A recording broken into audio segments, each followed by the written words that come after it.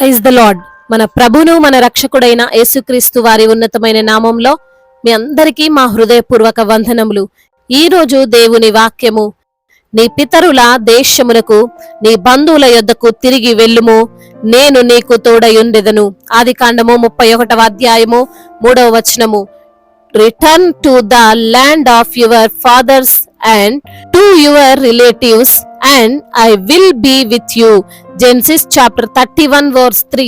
ఈ రోజుకు గాను కృపగలిగిన దేవుడు మనకు అనుగ్రహించిన వాక్య భాగమును బట్టి ధ్యానించుకుందాము. ప్రభునందు ప్రియమైన సహోదరి సహోదరులారా, దేవుడు మనల్ని కొన్నిసార్లు తిరగమని చెబుతాడు.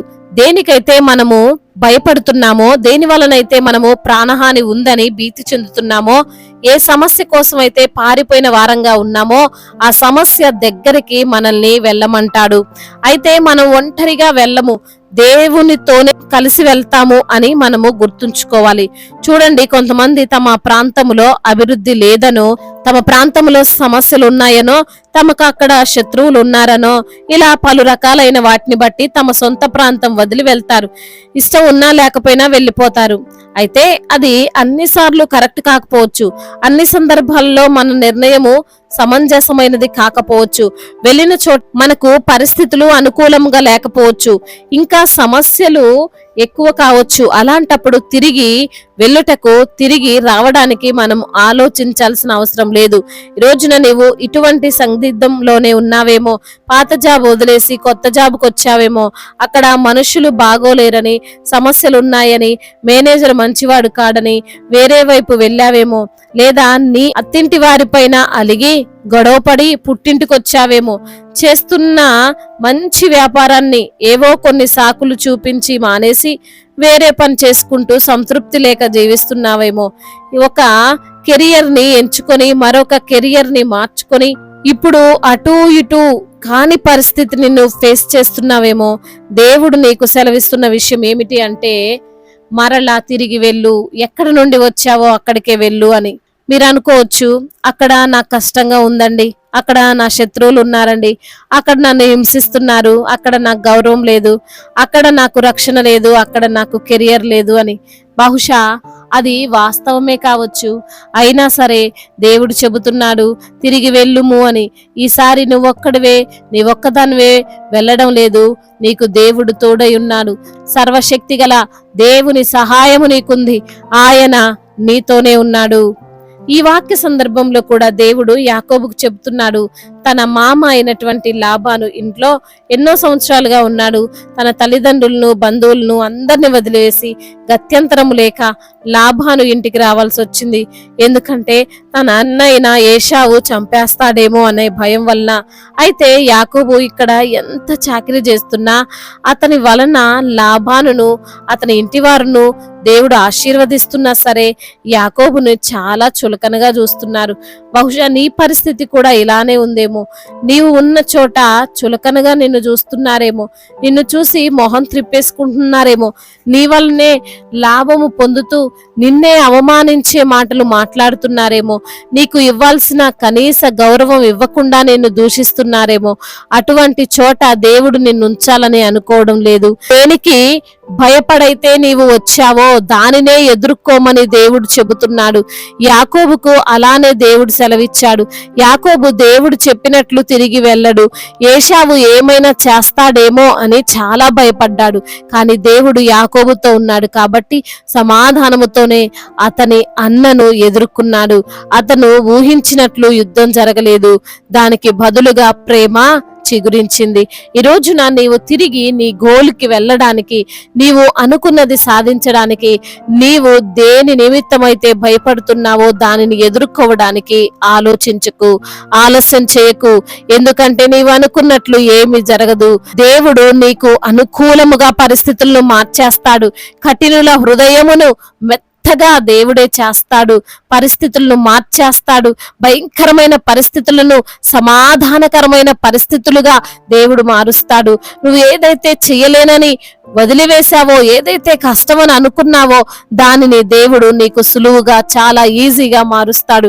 కాబట్టి దేవుడు చెప్పినట్లు తిరిగి వెళ్ళు, నీకు దేవుడు తోడై ఉంటాడు, ఆయనే నిన్ను ఆశీర్వదిస్తాడు. దేవుడు ఈ మాటలను దీవించి మన హృదయములో ఫలింపచేయునుగాక. వాక్య భాగమును బట్టి ప్రార్థించుకుందాము.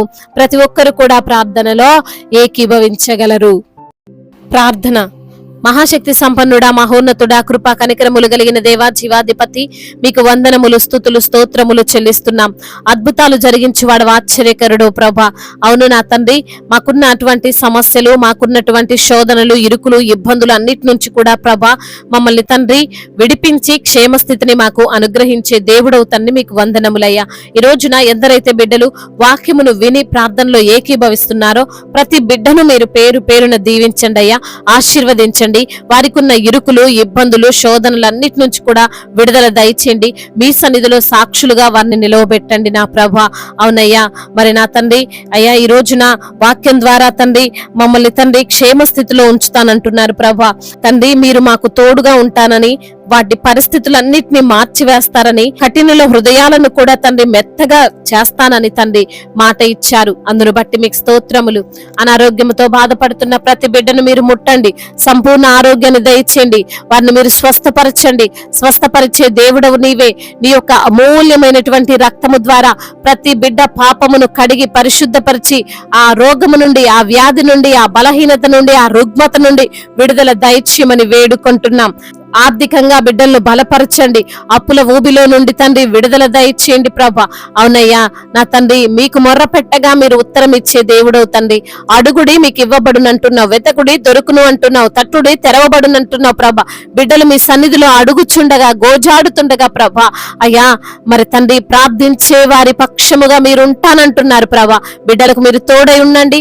వారి కష్టతరమైన ప్రతి పరిస్థితిని తీసివేసి తండ్రి వారికి అనుకూలముగా మార్చమని వేడుకుంటున్నాం. ఆ అప్పుల ఊబిలో నుండి ముఖ్యంగా వారికి విడుదల దయచేయండి. కుటుంబంలో సమస్యలు, కలతలు అయా, కుటుంబంలో నెమ్మది లేనటువంటి పరిస్థితులు అయా, వాటన్నిటిని కొట్టివేయండి నా ప్రభ. శాంతిని, సమాధానాన్ని, నెమ్మదిని, ఐక్యతను, సఖ్యతను దయచేయమని వేడుకుంటున్నాం. ముఖ్యంగా భార్య భర్తల మధ్య విభేదాలను కొట్టివేయండి నా ప్రభ. చిన్న బిడ్డలను కాచి కాపాడండి అయ్యా. యవన బిడ్డలందరికీ మీరు తోడుగా ఉండండి. యవన వయసులో మీ కాడిని మోసే కృపను దయచేయండి అయా. యవన బిడ్డలు ప్రభా మీ వాక్యానికి లోబడి ఉండేటువంటి మనసులు దయచేయండి ప్రభా. తల్లిదండ్రుల మాట వినడానికి సహాయము చేయండి. యవన బిడ్డలు ప్రభా చెడు కార్యాలు, చెడు వ్యసనాలు, చెడు స్నేహాలు వారు చేయకుండా సహాయము చేయమని వేడుకుంటున్నాం తండ్రి. అదే విధంగా వారికి ఉన్నటువంటి ఎయిమ్స్, వారికి ఉన్నటువంటి గోల్స్ వారు రీచ్ అవ్వడానికి సహాయము దయచేయమని వేడుకుంటున్నామయ్యా. అదే విధంగా వీసా విషయంలో, పాస్పోర్ట్స్ విషయంలో తండ్రి మీరు కృప చూపించమని బ్రతిమిలాడుకుంటున్నామయ్యా.